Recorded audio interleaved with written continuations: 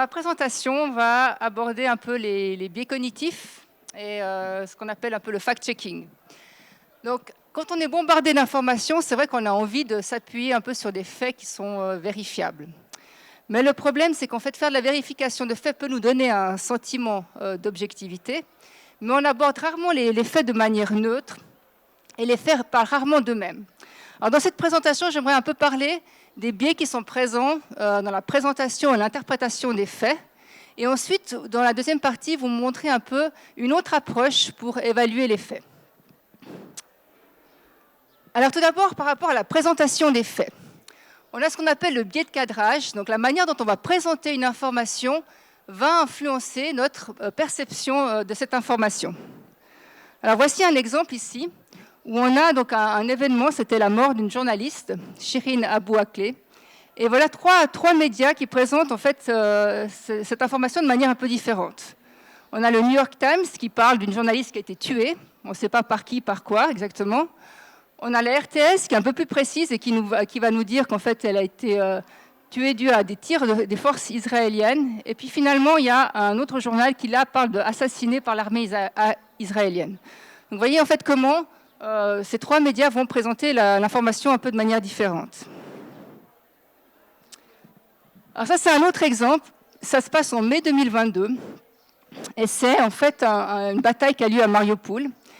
Et on a ce titre, l'Ukraine met fin à la bataille de Mariupol et évacue les combattants de la Syrie d'Azovstal. Alors c'est un titre qui a été repris par plein de médias différents, toujours avec la même formulation.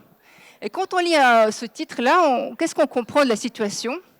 Eh bien, on a l'impression en fait que l'armée ukrainienne est venue et a évacué les combattants du côté ukrainien. Alors qu'en fait, ce qui s'est passé, c'est que ces combattants se sont rendus à l'armée russe et ont été faits prisonniers et ont été évacués du côté russe. Mais ici, on n'utilise jamais le mot reddition ni le mot prisonnier de guerre. Un peu comme si on veut faire passer une défaite pour une sorte de semi-victoire. Un autre exemple dans le monde, ça c'était pendant l'entre-deux tours des élections présidentielles, où Marine Le Pen propose de faire des référendums. Et il y a ce titre, comme tous les leaders autoritaires, Marine Le Pen veut dynamiter la démocratie libérale en faisant appel au peuple. Donc ici, on nous présente en fait l'initiative de faire des référendums comme quelque chose qui est antidémocratique. En fait, parce qu'on veut dynamiter la démocratie en faisant quoi? En faisant appel au peuple. Voilà un dernier exemple, parce qu'on peut être aussi plus systématique dans ces biais de cadrage. On peut aussi compter, par exemple, les mots qui sont utilisés. Alors ici, c'était des gens qui se sont amusés à compter les mots utilisés par la BBC pour décrire les victimes du conflit israélo-palestinien. Et donc, on a seulement pendant la période de octobre à novembre 2023. Parce que pour décrire une victime, on peut parler de mort, assassiné, massacré, enfin, il y a plusieurs termes qu'on peut utiliser. Et on voit en fait que les termes qui ont le plus de connotations émotionnelles sont beaucoup plus utilisés pour décrire les victimes israéliennes que les victimes palestiniennes. Alors, le deuxième aspect, c'est la manière dont on va sélectionner les faits. Quels sont les faits qu'on va décider de présenter? Quels sont ceux qu'on ne va pas présenter? Quelles sont les injustices qu'on va dénoncer? Quelles sont celles qu'on ne va pas dénoncer? Ou quelles sont les exactions qu'on va dénoncer? Quelles sont celles qu'on ne va pas dénoncer? Alors moi, je me suis amusée rapidement à regarder ce qui se passait, par exemple, pour les prisonniers, les journalistes qui se sont faits prisonniers, qui ont été en prison. Et j'ai regardé un peu dans le Guardian combien de fois en fait il parlait de ces journalistes. Alors par exemple, il y a cette journaliste Victoria Roshina, qui est une journaliste ukrainienne qui a été mise en prison en Russie puis qui est décédée dans la prison russe. Il y a eu 11 articles qui mentionnaient son nom. Un autre journaliste, un journaliste américain, Evan Gershkovich, fait prisonnier aussi en Russie, finalement libéré, plus de 50 articles. Moi, j'ai arrêté de compter à 50, parce que voilà, mais il y en avait beaucoup. En revanche, Jérémy Lofredo, journaliste aussi américain, très critique envers le gouvernement d'Israël, arrêté en Israël et emprisonné brièvement en Israël, un article sur lui. Et puis Gonzalo Lira, journaliste indépendant de nationalité américaine aussi, très critique envers le gouvernement ukrainien cette fois, habitant en Ukraine, fait prisonnier par le gouvernement ukrainien et décédé en prison en Ukraine, 0 article. Voilà. Alors, l'autre point, qui me semble vraiment très important, c'est on confond souvent les faits avec l'interprétation des faits. Ça veut dire quoi? C'est-à-dire qu'en fait, souvent, ce qu'on a l'impression qu'il y a juste un fait brut est souvent déjà une interprétation de fait. Donc, on a souvent l'impression d'être très factuel, mais en réalité, on ne se rend pas compte qu'on interprète les faits parce qu'on les interprète souvent, on est persuadé que l'interprétation qu'on a est la seule et unique qui est valable. Alors, voici des exemples. De nouveau dans The Guardian, en fait, qui fait un fact-checking sur Donald Trump et puis qui dit « l'effet de point, l'invasion de l'Ukraine n'est pas provoquée ». Ça, ce n'est pas un fait, c'est une interprétation du fait. Hein. Encore un autre exemple, c'est la RTS qui nous parle de la mortalité en 2020 qui atteint des niveaux inédits depuis 100 ans. On a l'impression que c'est un fait, alors qu'en réalité, on a déjà une interprétation des faits. Pourquoi? Parce qu'en fait, ici, la RTS va comparer uniquement les valeurs absolues. Donc, elle ne va pas tenir compte qu'il y a une augmentation de la population en 100 ans. Un autre exemple, c'est USAID. Ça, c'est dans le journal de l'Université de Genève, où on a le directeur des centres d'études humanitaires qui, en fait, va dire que l'USAID représente 42% de l'aide humanitaire. De nouveau, on a l'impression qu'on parle d'un fait, alors qu'en réalité, c'est déjà une interprétation du fait. Pourquoi? Parce qu'en fait, on a Wikileaks qui nous dit que USAID finance des journalistes à travers le monde, 6200 journalistes. On a un sénateur américain, démocrate, qui s'oppose en fait à l'arrêt de USAID, qui nous dit qu'en fait USAID soutient des freedom fighters à travers le monde, chasse la Chine à travers le monde et se bat contre des groupes terroristes. Ce n'est pas ma définition de l'aide humanitaire. Et puis il y a aussi le président du Guatemala qui dit en fait que la plupart des gouvernements sont contents qu'il n'y ait plus cette aide parce qu'en fait, en réalité, cette aide, elle sert surtout à déstabiliser les gouvernements et qu'au maximum, il y a 10% de cette aide qui est humanitaire. Donc je ne dis pas qu'il a raison, mais c'est juste que voilà, vous voyez, ces différentes interprétations de ce fait. Alors, bien entendu, un fait, comme je dis, peut conduire à différentes interprétations. Ça ne veut pas dire que toutes les interprétations se valent. Hein. C'est pas forcément... Et dans la deuxième partie, j'aimerais vous montrer comment on peut faire pour évaluer en fait ces interprétations.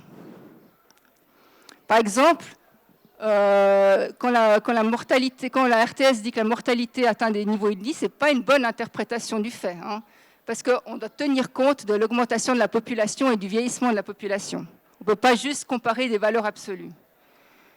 Du reste, la RTS, quelques mois après, pour être correcte, a corrigé son article en disant que finalement la mortalité n'était pas aussi grande qu'annoncé. Là où c'est un peu bizarre quand même, c'est que quelques mois après, ils ont quand même réécrit un article en parlant de valeur absolue de mort. En fait. Qui, de nouveau, ça n'a pas de sens quand on compare des populations à 100 ans d'intervalle. Alors, ce qui m'amène en fait à parler du biais de confirmation, parce que finalement, comme je disais, on va toujours essayer d'interpréter les informations pour qu'elles valident en fait notre point de vue. Hein. Alors, encore des exemples ici, c'est le New York Times, comment il va présenter 2 manifestations différentes. Une en Inde contre Modi, où là, en fait, il va dire que c'est un dangereux chemin vers l'intolérance si on empêche ces gens de manifester. En revanche, lorsqu'il y a des camionneurs au Canada qui protestent contre les mesures du gouvernement de Justin Trudeau, alors à ce moment-là, le New York Times va dire mais qu'est-ce que fait le gouvernement pour pour arrêter ces manifestations? Ici, Politico, qui nous dit, en fait, après donc le candidat roumain qui a été éliminé, en fait, qui a été mis de côté, Georgescu, en fait, un titre très, très neutre, très factuel comme ça. En revanche, quasiment en même temps, on a un titre beaucoup plus émotionnel qui nous dit pourquoi... Comment c'est possible que Erdogan mette de côté son opposant politique et fasse une sorte de déni de démocratie? Idem pour la RTS qui, de nouveau, lorsqu'il parle de ce candidat qui a été écarté sans trop de raison, on parle, voilà, ça s'est passé comme ça, tant pis, c'est pas grave. Mais en revanche, on parle de démocratie qui est en jeu lorsqu'il s'agit d'un candidat qu'on aimait bien. Et puis, cette manière d'interpréter les événements, elle va toujours essayer de correspondre à notre vision du monde actuel, ce qui fait que des fois, on peut changer d'interprétation. Ici, donc, ce personnage, Al-Jawani, qui était perçu comme un terroriste, en fait, qui était même recherché par le gouvernement américain, jusqu'au jour où, en fait, il a renversé le gouvernement syrien, où là, tout d'un coup, le Parisien ne nous parle plus que d'un radical pragmatique. Ou alors, le Télégraphe nous dit que c'est un djihadiste diversity friendly. Et même maintenant, le fait qu'il ait rencontré plein de dirigeants occidentaux, le New York Times ne parle de lui que plus que d'un ancien militant. Voilà. Donc tout ça pour dire qu'en fait, le fact-checking, on a souvent l'impression qu'on nous propose une approche qui est objective, neutre, mais en réalité, souvent, en fait, les fact-checkers ont déjà des convictions, des idéologies, et vont interpréter l'information pour qu'elle valide cette idéologie. Ici, c'est un exemple d'un fact-checker qui nous disait au début de la pandémie que le vaccin pouvait carrément, avec le vaccin, on n'aurait pas du tout la maladie. Un autre fact-checker, Julien Pain, qui nous dit que ce serait impossible qu'on présente le pass pour aller au restaurant. Et là, par exemple, ici, ça c'est l'OMS qui, au début de la pandémie, nous disait que c'était absolument faux de dire que le Covid se transmettait par aérosol. Alors, que font ces fact-checkers? Finalement, ce qu'on fait tous, c'est ce qu'on appelle du raisonnement motivé. Ça veut dire quoi? C'est-à-dire qu'on va créer des rationalisations qui sont complexes pour justifier en fait nos choix et nos jugements. Donc, on pense tous qu'on part de certains faits et puis qu'on va ensuite, ces faits vont nous conduire à une conclusion. Alors qu'en réalité, ce qu'on fait, c'est qu'on a notre conclusion et ensuite on va chercher les faits et interpréter les faits de fait à ce que notre conclusion reste intacte. Par exemple, ici, donc pendant les présidentielles américaines, on avait des médias comme Euronews qui nous disaient que ce n'était pas possible que Joe Biden souffre d'une quelconque sénilité. On a le New York Times qui disait non, mais ce n'est pas son âge, c'est son style, et c'est pour ça qu'il est comme ça. On a même un neuroscientifique qui a écrit un article dans le New York Times qui nous dit qu'on n'a rien compris à la mémoire et puis qu'il n'a aucun problème. Et on a même ce journaliste phare de CNN qui, lorsque les personnes qui l'interviewaient disaient qu'il avait un problème de sénilité, il disait qu'il se moquait de lui parce qu'en réalité, il était bègue. En fait, c'était parce qu'il était bègue qu'il avait ces problèmes-là. Mais ce qui est plus drôle encore, c'est que maintenant, il a écrit un livre pour nous parler de la sénilité de Joe Biden et puis que ça fait depuis un moment qu'il est sénile et puis que voilà, il ne s'était pas rendu compte avant. Voilà un autre exemple ici où de nouveau on va chercher toujours à interpréter les faits, le moindre signe. Ça fait 15 ans ou 20 ans que l'économiste voit en fait des signes dans la chute de l'économie chinoise. Visiblement, ils n'ont pas envie que la Chine soit prospère. Donc, chaque fois qu'ils voient un signe, ils interprètent ça comme vraiment la preuve qu'en fait l'économie chinoise va s'écrouler. C'est ce qu'on appelle aussi en fait la pensée désidérative, ou en anglais le wishful thinking. C'est-à-dire qu'on est persuadé, en fait, on a tellement envie que quelque chose se réalise qu'en fait on va chercher le moindre signe pour que cette chose se réalise. Ici, ça c'est l'Express qui à chaque fois va nous trouver des éléments pour nous dire que voilà, c'est la chute de Poutine, on va plus en entendre parler, la Russie est en train de s'effondrer. On a même en fait David Pujadas qui nous expliquait qu'ils étaient tellement désespérés qu'ils utilisent des chars de la Deuxième Guerre mondiale, ou même alors là le point qui nous dit ils sont tellement désespérés que maintenant ils sont contraints d'utiliser des chameaux et des ânes parce qu'ils n'ont plus rien du tout, quoi. Alors le problème avec ça, c'est qu'en fait à force de relayer ce genre de pensée, finalement, les politiques vont finir par y croire et vont finir par croire à leur propre propagande. Et il n'y a rien de pire, en fait, que de mal évaluer son adversaire lorsqu'on doit prendre des décisions politiques. Alors maintenant, j'aimerais prendre le temps pour évaluer, en fait, vous poser une autre approche pour évaluer les faits. Alors, cette approche, elle se base, en fait, sur la méthodologie scientifique. Alors vous allez me dire, oui, mais le journalisme, ce n'est pas de la science, mais la méthodologie scientifique peut s'appliquer en fait à tous les sujets. C'est juste une manière plus rigoureuse pour évaluer les données. Alors l'idée, c'est quoi? C'est qu'en fait, finalement, la science, elle ne marche pas par vérification de faits. Elle marche en posant des modèles ou des hypothèses et ensuite en essayant d'analyser les données et de voir en fait comment ces données, ces faits, sont cohérentes avec les modèles qui ont été posés. Donc l'idée, c'est de partir de plusieurs modèles. Alors moi, j'utilise le mot modèle parce que c'est quoi un modèle? C'est une représentation simplifiée qui capture l'essentiel d'une situation, qui est cohérente avec les faits et qui a un pouvoir explicatif et prédictif. Mais bon, vous pouvez aussi utiliser le terme thèse, explication, théorie, enfin comme vous voulez. Et l'idée, c'est quoi? C'est d'essayer de regarder, en fait, en fonction de ces différents modèles, leur capacité à rendre compte des faits qui sont observés. Alors, prenons un exemple. Prenons les attentats du 11 septembre. On a différents modèles. On a le modèle 1, qui est la version officielle. Puis on a des thèses qu'on appelle complotistes. L'inside job, j'appelle ça l'inside job, c'est la CIA qui aurait commandité en fait, ces attentats. Ils auraient engagé des terroristes pour faire écraser les avions. Ils auraient mis aussi des bombes dans les bâtiments. Et puis il y a aussi une autre version où il n'y a même pas eu d'avion, c'était juste en fait des images truquées. Donc on a ces différents modèles. Puis ensuite on va regarder chacun de ces faits. Puis on va se dire, par exemple, il peut y avoir un fait qui est tout à fait compatible avec différents modèles. Par exemple, le fait que les attentats ont été revendiqués par Al-Qaïda, c'est tout à fait compatible avec la version officielle, mais c'est aussi compatible avec les autres parce qu'on peut se dire que un groupe terroriste peut très bien revendiquer des attentats qu'ils n'ont pas commis. Hein. Ça, c'est tout à fait possible pour se faire de la publicité. Et puis, il peut y avoir des faits qui sont peu compatibles avec un modèle et beaucoup plus avec un autre. Par exemple, le fait que ce troisième bâtiment se soit écroulé, c'est un fait qui est peu compatible avec la version officielle, qui est beaucoup plus compatible avec les autres versions. C'est vrai que c'est un peu difficile à expliquer que ce bâtiment s'écroule comme ça, sans qu'il se fasse attaquer par les avions. Mais ça ne veut pas dire qu'on a un fait qui est peu compatible avec un modèle qu'il faut l'éliminer d'office. Hein. Ce n'est pas parce qu'un fait est peu compatible avec un des modèles que forcément il va se faire éliminer. Parce que le but, c'est qu'en fait, l'ensemble des faits qu'on a doit être plus cohérent, plus compatible avec un modèle qu'avec les autres. Or, en l'occurrence, ici, on a plein d'autres éléments factuels, comme par exemple l'installation des explosifs. Si on avait installé des explosifs dans 3 bâtiments sans se faire repérer par aucune personnel technique, c'est quand même pas évident. La nationalité des terroristes. Si on avait pu choisir, si c'était la CIA qui avait commandité ces attentats, pourquoi avoir choisi des terroristes saoudiens? Pourquoi avoir pas pris des Afghans ou encore mieux des Irakiens? Ça aurait permis d'éviter d'utiliser le prétexte des armes de destruction massive. Et puis, pourquoi faire exploser les tours?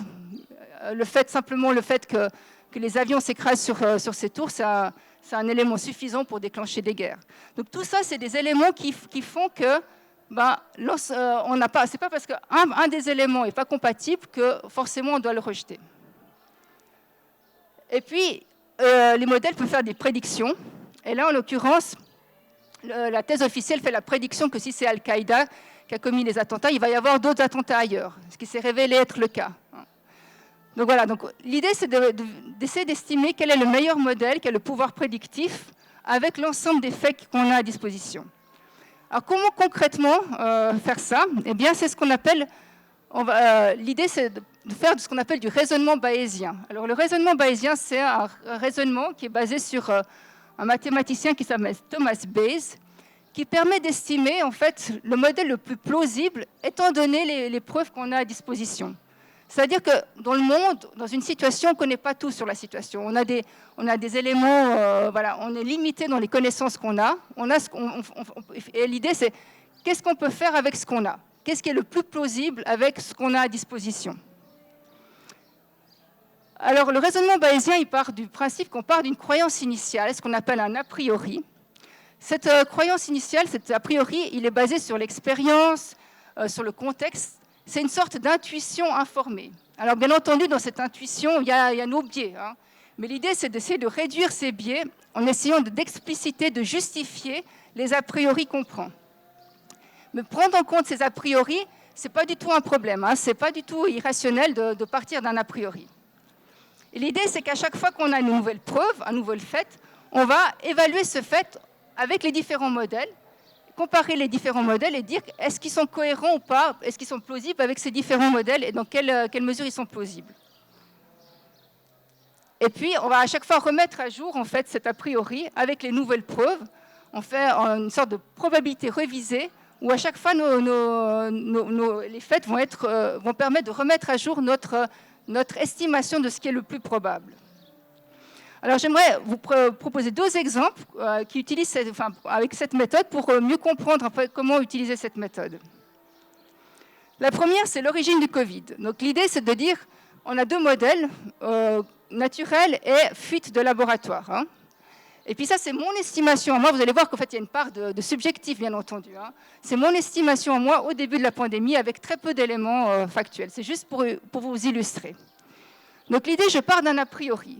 Hein, je pars d'un a priori et mon a priori, à la base, c'est me dire c'est beaucoup plus, je penserais plus pour le naturel parce que la plupart des pandémies ont des origines naturelles.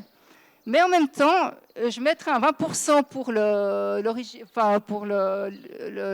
laboratoire parce qu'on sait que dans le passé, il y a aussi eu des fuites de laboratoire qui, heureusement, n'ont pas conduit à des pandémies, mais c'est quelque chose qui est déjà arrivé. Donc, ce n'est pas quelque chose d'improbable.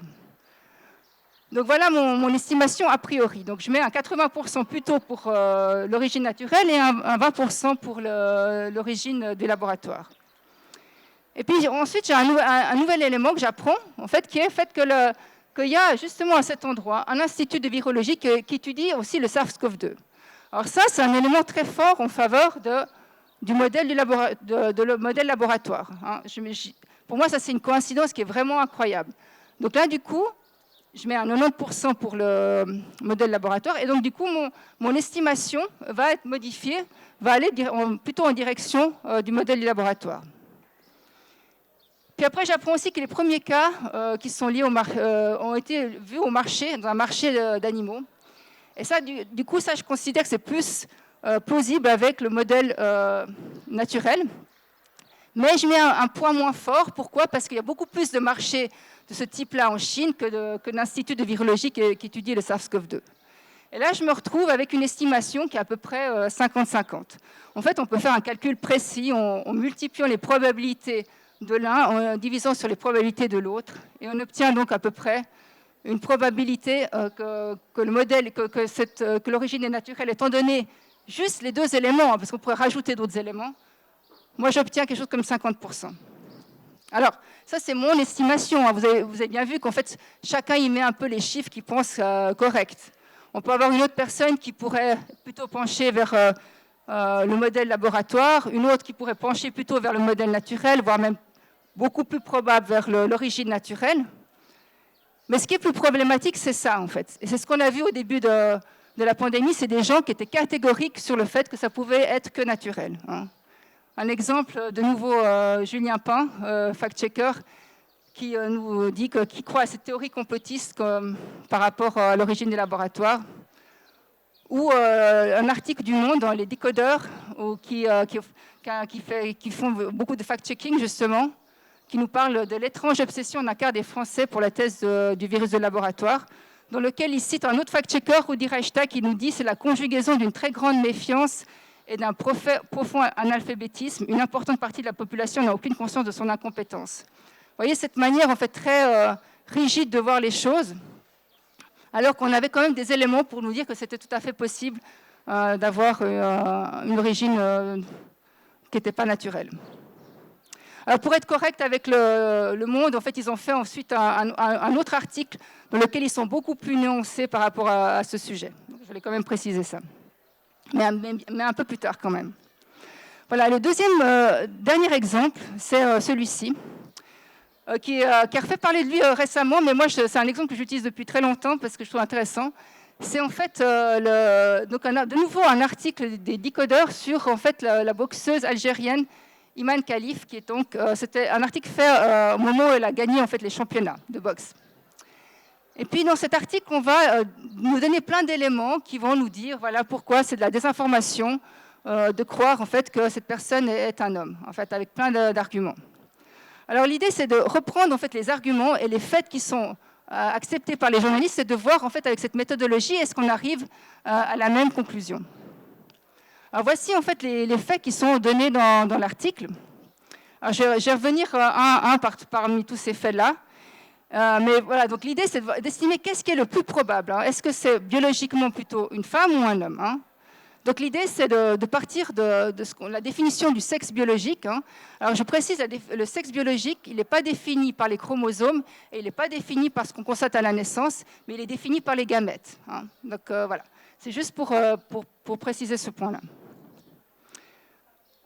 Donc je pars d'un a priori, de nouveau. Mon a priori, moi je ne m'intéresse pas du tout au sport, encore moins à la boxe. Donc quand j'entends parler la première fois de ce cas, c'était en fait quand elle s'est battue contre une boxeuse italienne qui en fait avait déclaré en fait qu'elle frappait comme un homme. Donc moi je pars d'un a priori, je me dis bah voilà, c'est quand même a priori, je me dis, elle est dans la catégorie femme, donc a priori, il y a beaucoup plus de chances que ce soit une femme parce qu'elle est dans cette catégorie-là et pas dans la catégorie homme. Okay. Je pars d'un a priori plutôt positif envers le fait que c'est une personne biologiquement femme. Ensuite, donc là, c'est uniquement, je précise, hein, parce qu'on pourrait prendre d'autres arguments, là, c'est uniquement les arguments qui sont donnés dans l'article. Hein. C'est pas, voilà. Alors, le premier argument qu'ils disent, en fait, c'est qu'ils reconnaissent en fait, que cette personne est chromosome XY, mais ils disent qu'il y a des anomalies du déterminisme sexuel. Et ils donnent deux exemples. Alors, le premier s'appelle le syndrome de Swyer, pour préciser, parce que c'est important de comprendre. Alors, en effet, dans ce cas-là, une personne est XY, mais elle peut être biologiquement une femme, parce qu'en fait, dans le Y, il y a des gènes qui sont déficitaires, et donc qui ne jouent pas leur rôle qui devrait jouer, en fait, et donc l'aspect masculin homme, en fait, ne se déclenche pas, en fait, la version homme ne se déclenche pas. Et donc, par défaut, en fait, c'est une femme. Donc, dans ce cas-ci, en effet, on a ça. Mais pour préciser, le deuxième exemple, c'est plutôt un cas où le déficit en 5-alpha réductase de type 2, c'est plutôt des personnes qui sont des hommes, en fait, biologiques, mais qui n'ont pas les organes génitaux qui sont développés à la naissance. Et donc, du coup, quand on a la naissance, on a l'impression qu'on a une femme parce qu'il n'a pas de pénis apparent. Mais alors qu'en réalité, ils ont tout le matériel en fait, de l'homme et donc toutes les caractéristiques des hommes. Souvent, en fait, ces gens-là, à la puberté, on voit en fait, justement apparaître les organes sexuels. Donc c'est juste pour une petite correction. Donc en gros, voilà. Donc l'idée, c'est que prenons le premier élément. Le premier élément, eh bien, quand on est XY, la très très grande majorité du temps, on est plutôt un homme. Bien entendu, je mets 1%. En réalité, je pense que c'est moins qu'1% des cas où on a ces anomalies qui font qu'une personne XY est biologiquement une femme. Donc là, du coup, je remets à jour mon estimation. Et donc là, je considère qu'avec cet élément-là, on a plutôt affaire à un homme biologique. Si je prends ensuite le deuxième élément, là, j'aurais dit, c'est plutôt le contraire. Une personne qui est considérée, enfin, qui est constatée comme femme à la naissance, c'est très rare qu'en fait, ce soit un homme biologique. Hein. Donc là, du coup, avec cette estimation-là, de nouveau, je remets à jour, je considère 99% de chances que ce soit une femme et 1% de chances que ce soit un homme. Alors, pardon. Ensuite, il y a des éléments qui nous donnent, en fait, dans l'article, comme que, par exemple, qu'il y a des gens comme Elon Musk, Donald Trump, qui considèrent que c'est un homme. Mais ça, ce n'est pas un argument pour nous dire si c'est un homme ou une femme. Donc ça, de nouveau, ce n'est pas un élément pertinent dans l'évaluation. Donc on le met à la poubelle. Un autre élément, c'est qu'il y a des photomontages sur les réseaux sociaux qui sont voilà, des faux. Quoi. Ça, de nouveau, ce n'est pas ça qui va nous aider à nous dire si c'est un homme ou une femme. Ensuite, l'autre élément dont il parle, c'est qu'elle a un physique androgyne. Alors le fait qu'elle a un physique plutôt masculin, ça c'est clairement un élément qui nous fait pencher plus vers le fait que ce soit un homme. Mais bon, il y a des femmes qui ont des physiques androgynes, et donc voilà, on peut mettre un poids un petit poids pour le fait que ça peut être une femme. Donc voilà, suite à ça, donc je mets à 80% pour que ce soit un homme et 20% que ce soit une femme. Ah oui, il y a des internautes qui disent que la testostérone serait exclusivement masculine. Là, de nouveau, c'est pas parce qu'il y a des internautes qui disent n'importe quoi que c'est un intérêt pour notre évaluation. Après, il y a le fait qu'il dit qu'il y a 1,7% d'humains intersexués. Alors ça veut dire quoi intersexués? C'est qu'en fait, ils ont des caractéristiques sexuelles des deux sexes. Mais ce n'est pas parce qu'on est intersexué qu'on n'a pas un sexe qui est dominant. Et en l'occurrence, ici, ce qui nous intéresse, comme je disais, c'est la définition biologique, c'est-à-dire les gamètes. Hein. Donc, il n'y a pas d'humain qui produit en même temps des spermatozoïdes et des ovules. Donc, ce qui nous intéresse, c'est de savoir de quelle catégorie cette personne est la plus probable. Or, cet argument n'est pas vraiment pertinent. Alors après, ensuite, il y a le fait qu'il y a des mauvaises traductions d'elle sur les réseaux sociaux qui disaient qu'elle disait, en fait, les gens disent, ouais, mais quand elle était jeune, elle disait que c'était un homme, alors qu'en fait, c'était une mauvaise traduction, elle voulait dire que c'était un enfant. Voilà. Bon, ok, c'est pas... De nouveau, ça, c'est pas un élément qui va nous aider à déterminer dans quelle catégorie elle doit se trouver. Et puis, il y a le dernier élément, qui n'est pas vraiment discuté, en fait, dans l'article, mais qui est aussi très important. C'est le fait qu'elle a gagné le tournoi. Et le fait qu'elle a gagné le tournoi, ben, ça, c'est qu'en fait, si c'était un homme, il aurait beaucoup plus de chances, en fait, de gagner un tournoi où il n'y a que des femmes qui sont en compétition que si ce n'était pas un homme. Et donc là, avec cet élément-là, on a de nouveau un élément assez fort, en fait, pour l'hypothèse de l'homme. Et donc, je me retrouve avec cet élément-là. Alors, on peut faire un calcul, comme je disais, plus précis, hein, où on multiplie les différentes probabilités. Et moi, j'obtiens une estimation qui est à peu près de 90% en fait, pour le fait que ce soit un homme. Alors, de nouveau, ces estimations, c'est moi qui les ai prises. Vous pouvez en fait faire un peu des trucs différents. Mais en tout cas, ce qu'on ne peut pas dire, ce qu'on ne peut pas exclure en fait que ce soit un homme, on ne peut pas être aussi catégorique que l'était le journal Le Monde dans cet article. Voilà, donc juste pour conclure, quel est le problème avec cette vérification des faits? C'est que souvent, en fait, on part d'une conclusion et ensuite on va démonter uniquement les arguments qui sont les arguments adverses. Mais le problème, c'est que des prémices qui sont correctes ne nous conduisent pas forcément à une conclusion qui est correcte. Et des prémices qui sont fausses peuvent très bien... c'est pas parce qu'on a des prémices fausses qu'on a une conclusion qui est forcément fausse. Parce que la conclusion peut être correcte pour d'autres raisons. Hein. Donc, croire en fait que simplement parce qu'on a démonté les prémices, on va démonter la conclusion, ce n'est pas vraiment un raisonnement qui est correct. Donc, il ne suffit pas en fait de chercher des faits qui vont confirmer notre modèle ou contredire celui de l'adversaire. Il faut qu'une preuve, elle doit être compatible en fait, au modèle en compétition. C'est-à-dire qu'on doit comparer les différents modèles et voir comment elle est vraisemblable, compatible avec ces différents modèles. Et ensuite, déterminer lequel de ces modèles a le meilleur pouvoir prédictif. Voilà, j'ai terminé. Je vous remercie de votre attention.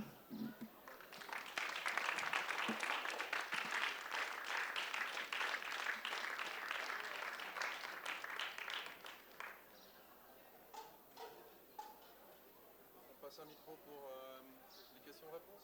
Ouais, si, ouais. On a un deuxième micro quelque part.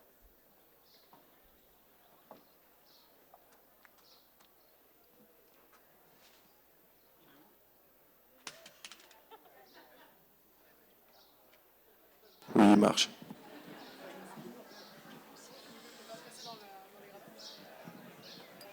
Est-ce qu'il y a des questions ?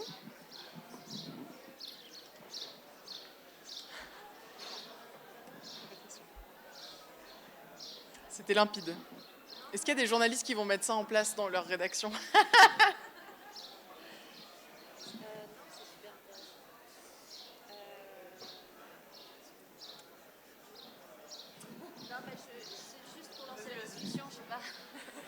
Non, c'est évidemment très intéressant. La réflexion, c'est quand moi... Alors, je suis journaliste, mais quand je lis, je vais dire en tant que journaliste, mais surtout comme citoyenne des articles, il y a, comment dire, je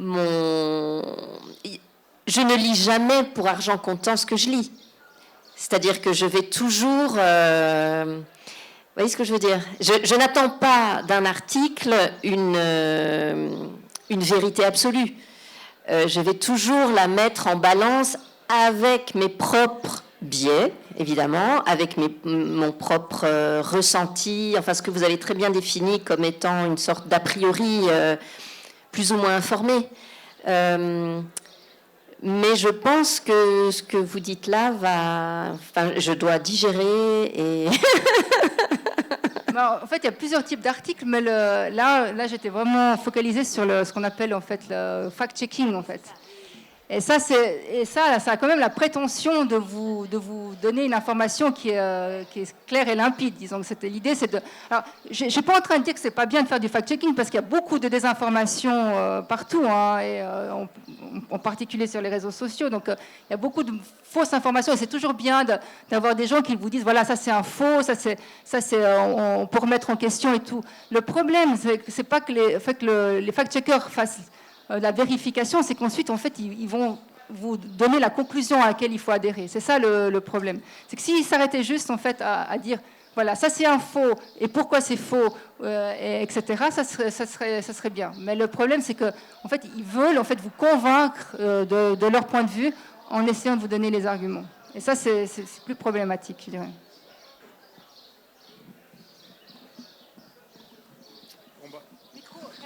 Pardon.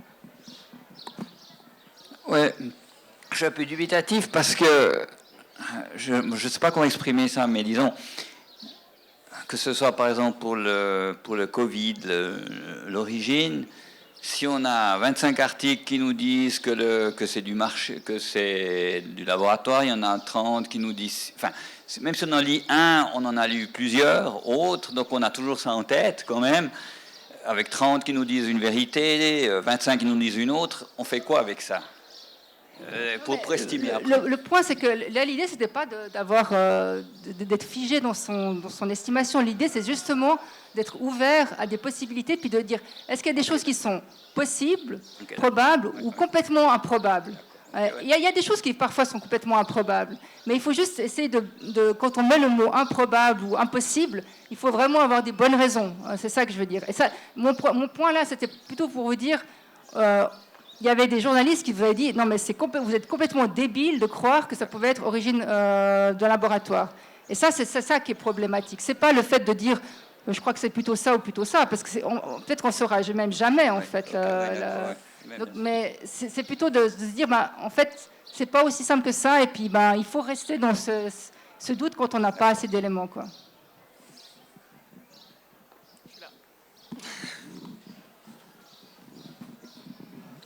Moi, j'ai une question en tant que journaliste qui doit faire des titres sur lesquels les gens vont cliquer pour lire l'article. Est-ce que vous avez des bons exemples? Parce que improbable, possible, tout ce qui est nuancé, c'est difficile de convaincre les gens avec ça. Donc, est-ce que vous avez des bons exemples de comment on arrive à faire de la nuance et en même temps donner envie de lire? Parce que je pense que c'est souvent ça le biais, en fait. Et à mon avis, c'est peut-être ça qui pousse des fois à ces titres un peu spectaculaires. Je ne suis pas journaliste, mais je ne pourrais pas vous répondre à cette question parce que vraiment, je ne réfléchis pas au titre. Donc, mais ce que je peux vous parler en tant que lectrice, je considère que des fois, c'est assez marrant parce qu'en essayant d'essayer d'être plus nuancé, par exemple, des fois, on a des titres où c'est des questions. En fait, c'est une question. Mais c'est marrant parce que souvent, les questions, elles sont déjà... En fait, des fois, quand moi je lis la question, je me dis « Ah, mais je sais exactement où la personne, elle veut en venir. » En fait. Et souvent, poser, faire le titre sous forme d'une question, c'est déjà un parti pris, en fait. Et c'est ça que c'est pas évident. Ouais. Mais je suis d'accord, c'est pas évident parce que si on fait des titres trop bateaux, c'est clair que ça va pas attirer les gens, quoi.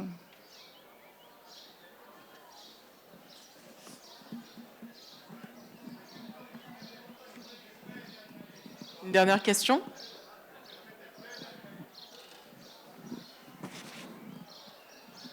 Ouais, j'ai l'impression qu'il y a aussi un biais très humain qui est qu'en fait, on n'aime pas du tout l'incertitude. Et les lecteurs sans doute pas non plus. Et que justement, ces gens qui sont sûrs de quelque chose, c'est quand même aussi... Enfin, je sais pas, là, il faudrait aller plus loin dans le rapport à l'incertitude, mais moi qui ai travaillé dans des aspects d'apprentissage, on sait que si on est trop résistant à l'incertitude, on ne peut pas apprendre en fait, on ne peut pas vraiment évoluer. Donc comment vous proposeriez de traiter ça? C'est marrant parce que c'est vrai que j'entends souvent cet argument de la part de journalistes ou surtout de politiques qui disent « Ah non mais il ne faut pas montrer qu'on ne sait pas, il ne faut pas montrer qu'on est incertain sur les différents sujets ». Parce que les gens, ils n'aiment pas ça, ils veulent des explications simples, claires et précises. Mais moi, je ne suis pas si convaincue que ça, en fait. Ouais. Oui. Mais je pense que... justement, je pense que l'idée, c'est que Au contraire, moi je pense que si on veut avoir plus de la confiance des lecteurs, il faut justement montrer cette incertitude. Parce qu'il n'y a rien de pire en fait que des journalistes ou des politiques qui vont vous dire de manière tellement catégorique quelque chose, et puis qu'au final, 3 mois après, les gens se souviennent que finalement, non, c'était pas du tout aussi catégorique que ça. Là, typiquement, j'ai montré ce journaliste Jake Tapper qui vous disait que vous étiez un imbécile de traiter Joe Biden de sénile, puis ensuite, quand il écrit son livre pour dire que finalement, il était sénile depuis bien longtemps, les gens se souviennent en fait de ce qu'il disait. Enfin, c'est quelque chose qui... Et c'est comme ça qu'on perd la confiance en fait des gens. Et donc je pense que c'est pas une bonne manière. C'est exactement comme, je sais pas, moi quand je vais chez un médecin, si la personne me dit mais je sais exactement ce que vous avez comme problème, j'aurais beaucoup moins confiance qu'un médecin qui me dit je sais pas très bien, il y a plusieurs possibilités, on va essayer d'investiguer, puis on verra. C'est ce genre de personnes qui me font beaucoup plus confiance parce que je considère qu'ils vont évaluer les éléments les uns après les autres et pas justement être trop idéologique. Parce que c'est ça le problème, c'est de donner l'impression qu'on est idéologique. Mais je suis désolée, je n'ai pas de réponse vraiment à votre question. Encore une question? J'ai l'impression qu'il y avait quelqu'un qui avait levé la main tout à l'heure, mais que je n'ai pas vu. Non.